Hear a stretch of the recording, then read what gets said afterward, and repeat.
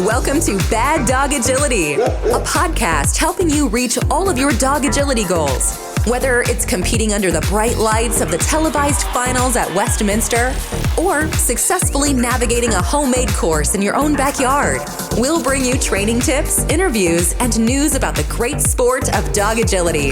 Are you ready? I'm ready. I'm ready. I'm ready. The show starts with your hosts, Jennifer, Esteban, and Sarah. I'm Jennifer. I'm Esteban. And I'm Sarah, and this is episode 343. Today's podcast is brought to you by St. Rocco's Treats.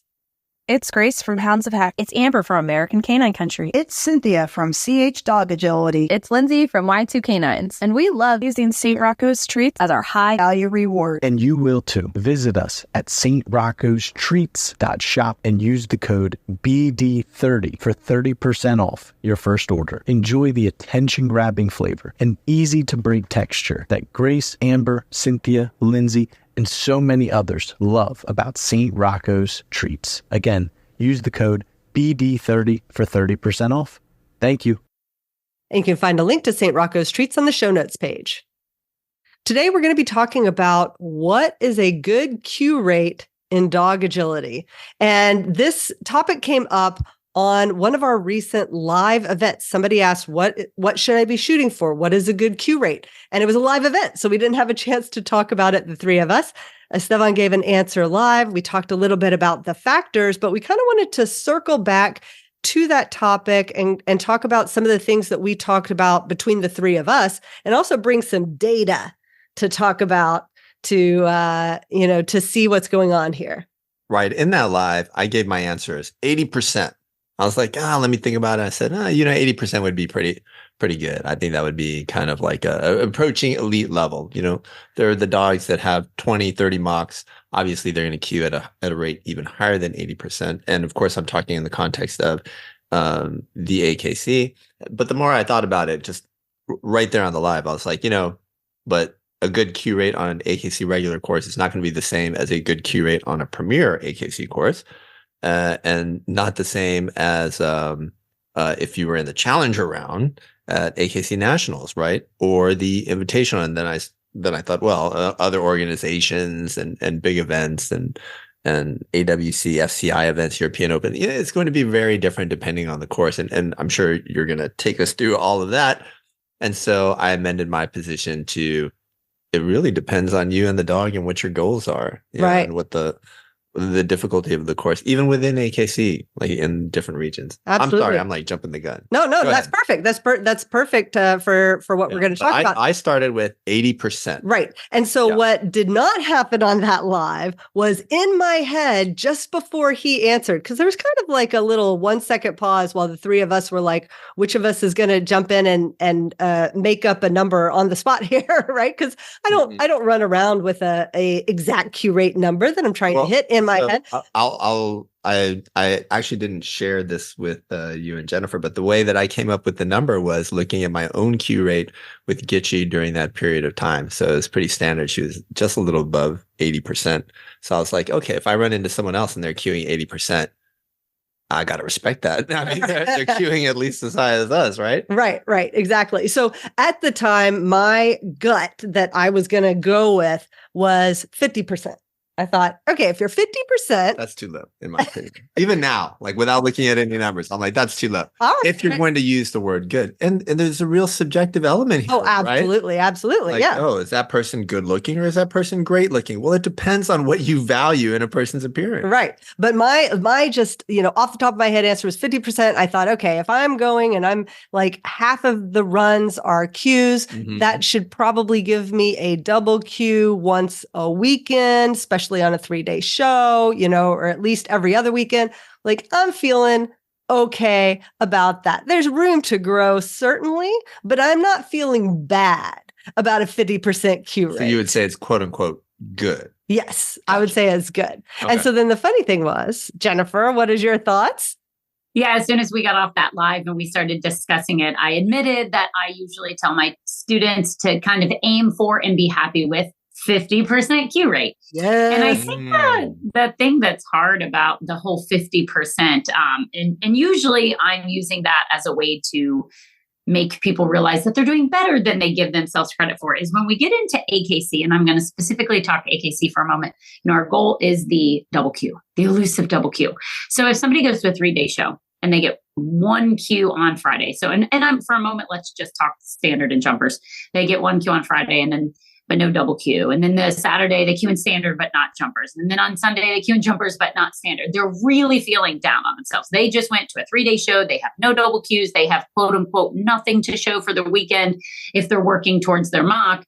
And so they feel very discouraged. But if you look at it from a Q rate perspective, it was 50%. They didn't match them up on the right days, but 50% is, what they were accomplishing there. And, if somebody had a 2-day weekend and they went 3 for 4, I'd be like, wow, that's pretty good. 3 for 4. I mean, 3 for 4 means you had one mistake. You had one knocked bar. You had one table bounce, something simple. And that seems pretty good, but that's 75%. So we look at that as being like really good. So I think there's so many factors, for most of what we kind of are discussing, I think amongst the three of us, we are kind of looking at standard and jumpers, not the gains, right? Not fast and not time to beat. Time to beat, you can have the refusals, dogs can go around jumps and Qs. So I don't think it's a great measure. I don't think your time to beat Q rate is a great measure of your performance necessarily. Fast, there's so many different elements. You can Q in fast and have never done, half the obstacles that are out there. So I think that one's not a great one to judge. Standard and jumpers are going to be your ones that are kind of really testing, handling with timing, with dog training. So yeah, Sarah and I were kind of right on board with the 50%. I know for me personally, I'm definitely striving for more than that. Especially with B, who I am attempting to qualify for invitational. So 50% means a lot more shows. And I'm trying to do, quality over quantity. I'm trying to get her in the rankings, not through the sheer quantity of shows. I do not want to be going out to a show every weekend, but trying to maximize the quality. So we're definitely pushing for a little bit higher Q rate. But I'll admit that, Esteban, you mentioned about Gitchy having that Q rate that like this year for just 2024, we are under an 80% Q rate in standard. Now we're over 80% in jumpers, but I guess I got to pick up the slack. Yeah. Once you get that, what is it, standard that's under 80% right now? Yes. Yeah. Yeah. So but how much? Once that comes up a little bit, I'll be like, all right, you got a good little dog. But it's not by much, right? Like what? No, what she's got a 75% Q rate in standard and an 85% Q rate in jumpers. Oh, right. Okay. I mean, so that averages to 80%. Exactly. Now, last year she was above 80% in standard. Last year she was 81 in standard and 93 in jumpers. Right. Yeah. So I feel like 50% average up in the second half of the year this year. So I think it depends on what people say when you're talking about good. Like right. if you at good, you're like, oh, that dog and Jen and Gitchy and me at that time, like those dogs are in their prime and they're like, showing up in a lot of finals and big events and winning things and being very highly ranked. Yeah, those dogs are all good, right? When you say, oh, like who's a good dog? I'm going to think of top dogs. I'm not going to think about the 150th ranked border collie out of 1,000. I'm going to start looking at the top 10. I'm going to immediately rattle off the names of these top dogs. Right. And so I think that there can be a little bit of a disconnect there because I think what that person is asking in that is really about themselves. Like I took the question to be like, well, what do you consider a good rate for, kind of like a top dog? But what a lot of people are interested in is, am I doing okay? What should I consider as a good Q rate for myself? Right. And that's where I think like it depends like your experience level. It depends, frankly, the speed of your dog. The faster your dog, the lower your Q rate. I never expect them to hit 80%. Right. Even though they can be quite fast or good or whatever. Right, exactly. Yeah. And so I feel like from a like Jen said, from talking to students and people who don't know what to expect when they start trialing, I think 50% is a great number. But if I want to come at it from the other side and say, okay, like, is it really, let me flip it around and say, is it reasonable for a quote unquote regular person to be shooting for 80%? I would say, well, let's look at the national event. If you want to go to AKC Nationals, and if you want to have at least the possibility of making it to the finals, that's essentially a perfect weekend, right? Like the vast 3 out of 3. Right. The vast majority of dogs that make it to the finals, there will be a few exceptions, but the vast majority of the dogs that make it to the finals, make it there, going 3 for 3. That's 100%. So every dog you see on the finals in the live stream or whatever who sneaks in through the challenger round had to go 3 for 3 4. out of 4, which is 75%. Exactly. Yeah. I use that example a lot. I love that you brought that up relative to AKC Nationals, is that if it was difficult for you to get, this year it's 7 double Qs. So if it was difficult for you to get 7 double Qs, it took you all year long to just be able to consistently Q 2 out of 2. Imagine then going to Nationals and being expected to Q 3 out of 3. So you definitely need to be working on increasing that Q rate and getting into those higher margins if that's the route you want to go for NAC, of not just qualifying and not just going, but going with a good kind of try, a good odds, there we go, for making it into finals. So if you think a double Q is hard, Nationals is a triple Q, 3 for 3 to have that shot at finals. So I always kind of talk a lot about the ease and percentages and Q rate for a double Q. So not just what is your standard and what are your jumpers, but what is your double Q rate? That's kind of a whole nother separate kind of number that we could calculate and how that plays a role in NAC. Right. Exactly. So we do have some numbers. So, we kind of talked about our opinions, our gut, and what we think of in our own heads. But I thought it would be interesting to look at some actual numbers from an entire year of showing across the entire AKC world. So, and we'll put this out as a blog article as well, so you can kind of see it with your eyes. But the interesting thing is that 50% is, we're kind of near that for the average. So, for the standard Q rate, there are a couple of interesting things in the data. The first is that the jumper's Q rate is always higher than the standard Q rate across all heights, right? The jumpers is higher than standard. That is interesting. I wonder if that's always been the case. So we have an old blog article from 2015 that showed the exact same thing. In my opinion, it makes total sense because you have all the contact obstacles. That's a whole different class of things that can be faulted. Yeah, right. Exactly. And so the jumpers rate is always higher than the standard rate for a single height. The other interesting thing, and this is the same in 2023 as it was in 2015, is that the Q rate drops a little as you go up in height till you get to the 20-inch height class. That's the lowest Q rate, is the 20-inch height class. And then when it goes to 24, the Q rate goes back up a little bit. And so in my opinion, it kind of shows that how that basically the speed of the dog factors in. The faster the dog, and in terms of pure yards per second, and in terms of averages, the 20-inch dogs are the fastest, not talking about specific dogs. And so we see that correlation with Q rate, where the 8-inch class, for example, has a standard Q rate of 51%. The 12-inch class is 45.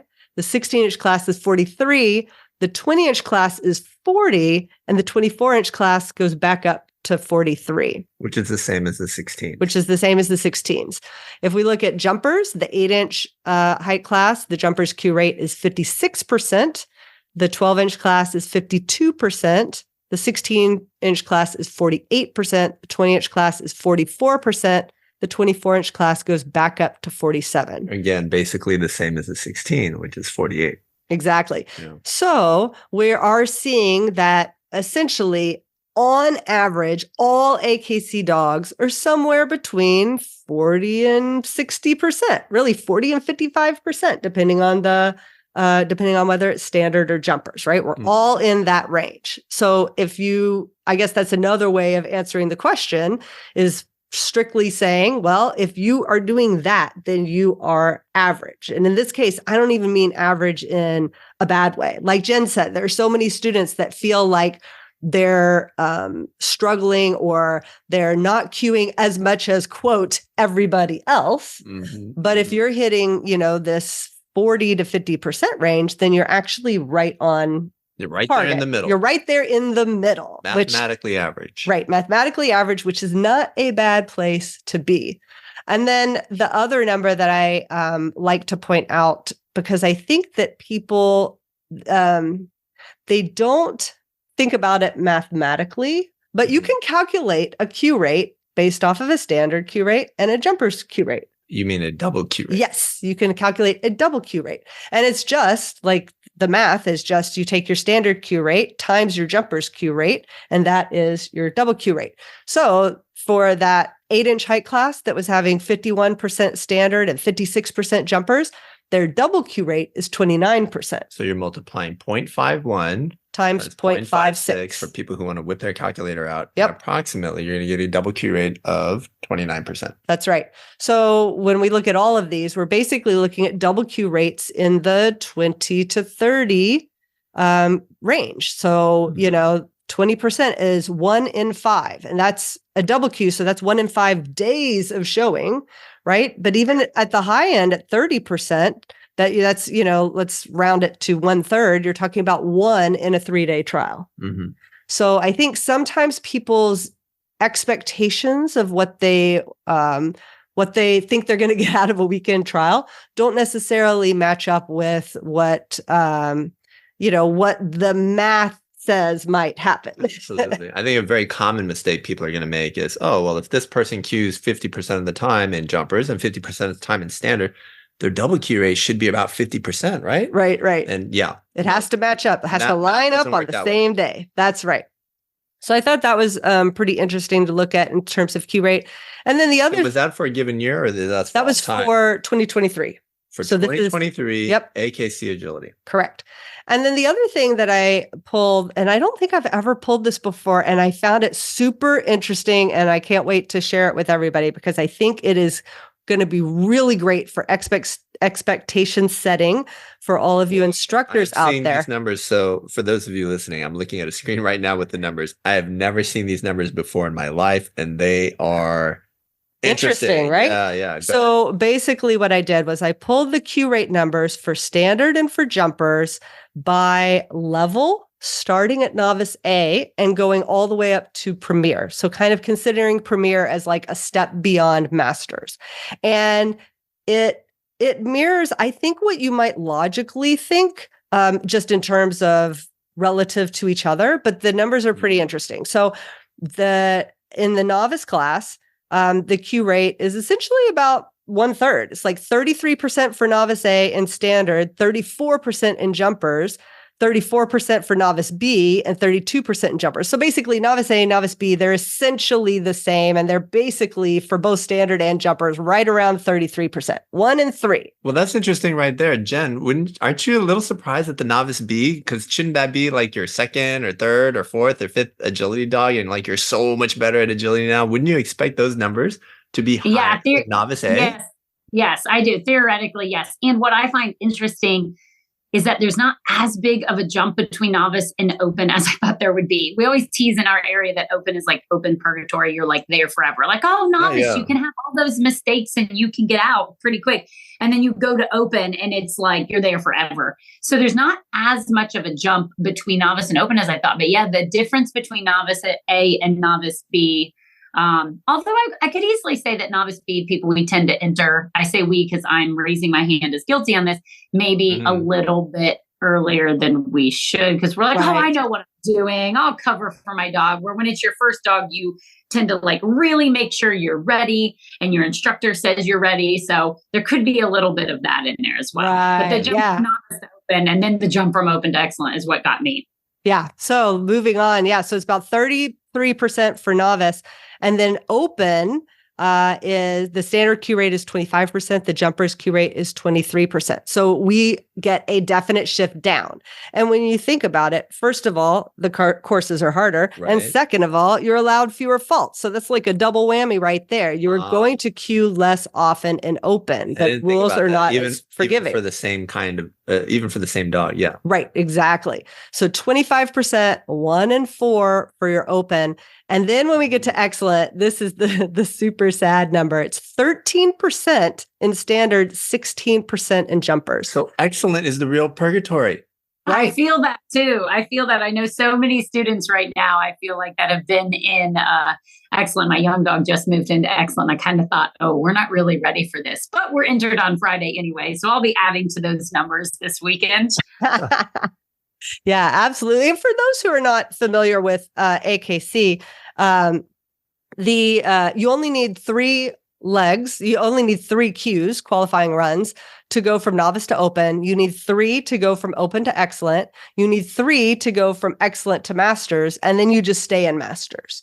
Right. So, it's just really like the Q rate that it takes to get those 3 runs. Mm-hmm. And again, courses are harder and you're allowed fewer errors. Right. So the Q rate drops, but that is that is a very low Q rate. When we looked at the master's levels dogs by height, we were looking at 40 to 55%, and now we're saying 13% in excellent. So if you're just starting out, or even if you've been in the sport a long time, but it's been a while since you moved a dog through the levels, like, set your expectations here.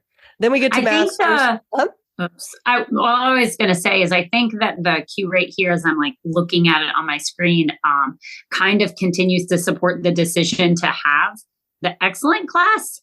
I think the debate I hear a lot. Good point. Excellent and masters are running the exact same course with the exact same scoring. So they are. So excellent and masters, same course, same scoring, just a separate division. Why do we need to have a separate division, right? Why not just you go from open and you go into masters or whatever? Right. Why do we have this separate level where nothing's different? And, the idea here was it kind of eases you into excellent, right? It eases you into those courses without feeling the pressure of going up against the dog who has Mach 8 or the handler who's on their 5th dog. And I think these numbers maybe support that there is quite a learning curve in excellent, right? Like there is some time that it takes to be able to get successful and get consistent at excellent. So kind of having that as their own division. I mean, at the end of the day, all it's doing is it's dividing out the scoring. It's not an extra course change. It's not extra jump heights. It's not anything extra. And I think that's where people have made the argument, well, like, why have excellent? Why not just go right from open to masters? But this may be things that I think more from kind of the psychological part and the mental management of not being thrown in the deep end with all the people that have been there. Because once you're in masters, you're there for life. So you can get a 2-year-old dog in masters and run that dog till it's 12, and you're in masters for 10 years. So excellent kind of is that little stepping stone. And I feel like as I look at these numbers, it continues to support that decision for AKC to keep that excellent level. Right. Although I would play devil's advocate and say maybe at least a part of the low numbers is that you have the mental roadblock of getting the 3rd one and getting out, right? Anytime you have that 3rd one to get the title, like you can get stuck there. And, that indicates, a mental management issue, a nerve issue, and things like that. I think it's a difference of 30%. No, but it might be like 5% of that or something like that. I don't know. Maybe. Yeah. And then we have masters. We talked about that per height, but across all heights, it's 43% for standard, 49% for jumpers.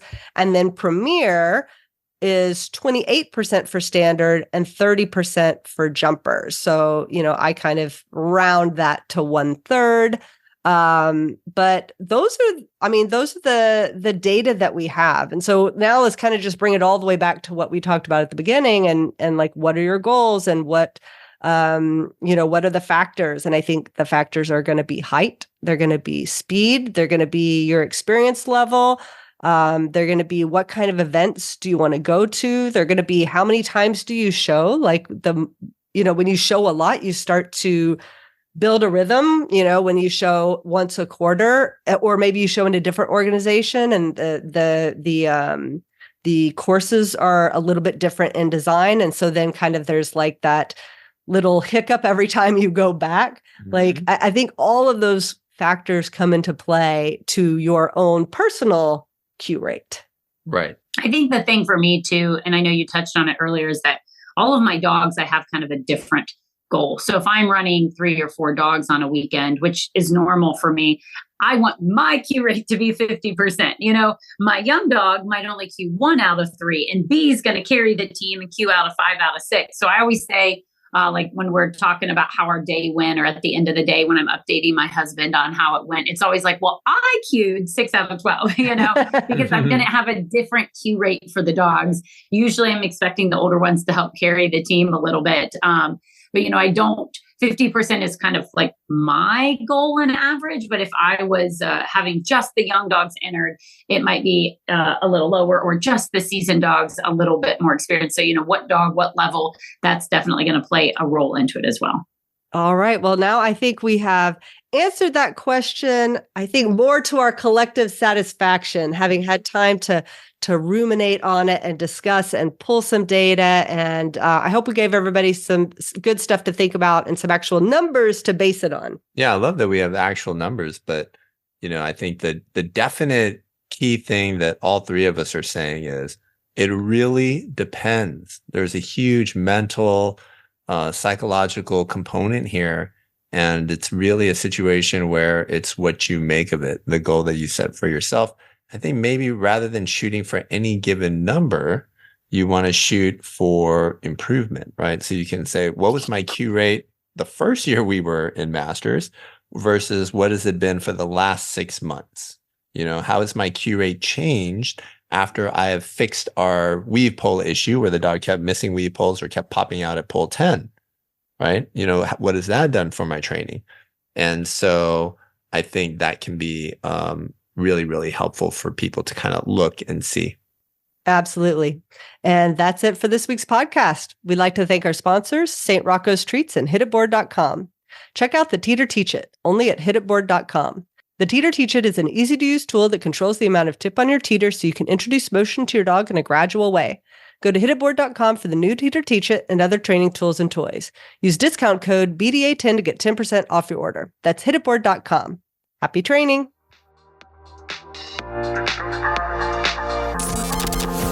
Thank you for listening to Bad Dog Agility.